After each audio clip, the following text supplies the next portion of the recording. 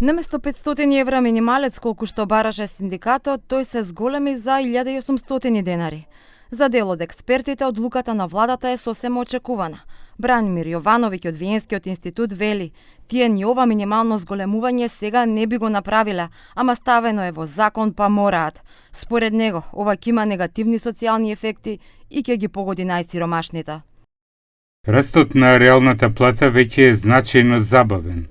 Од 11% пред да дојде владава на под 4 во јануари.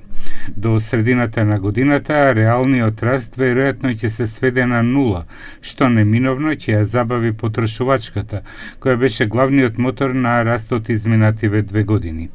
Во услови на глобална криза и трговска војна, кога извозот и инвестициите се очекуваат да се намалат, во најмала рака е нерационално да се удира и по платите и потрошувачката.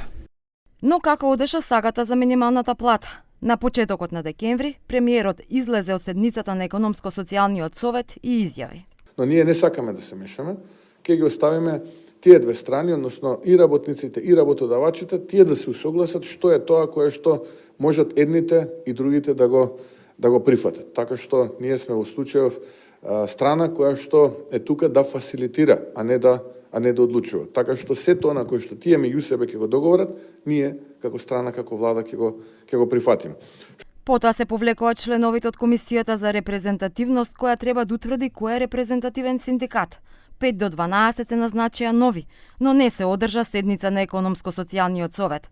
Во моментов се уште нема репрезентативен синдикат, па одлуката за минималецот ја донесе владата со одлука, согласно законското согласување.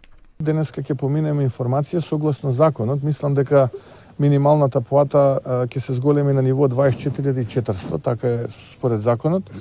И сега немаме ние репрезентативен синдикат во Економско-социјалниот совет. Се формираше комисија која што ќе утврди репрезентативноста.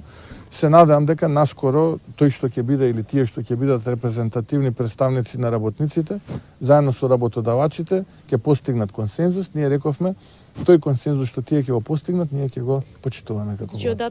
За синдикалците незаконска. Прв пат од кога е воведена минимална плата од 2012 година, за минимална плата се одлучи без работниците. Но со тоа не се согласува заменик министерот. Апсолутно е законска и сметам дека понатаму е оставен простор во тој диалог социјален, каде што е трипартитен, владата, работодавачите и синдикатите, доколку се договорат овие репрезентативни синдикати, ние тоа да го испочитуваме како влада. Според Јовановиќ, сега со минимална плата од 24.400 денари или помалку од 400 евра, земјава е на дното во регионот, а само пред една година беше меѓу највисоките во регионот.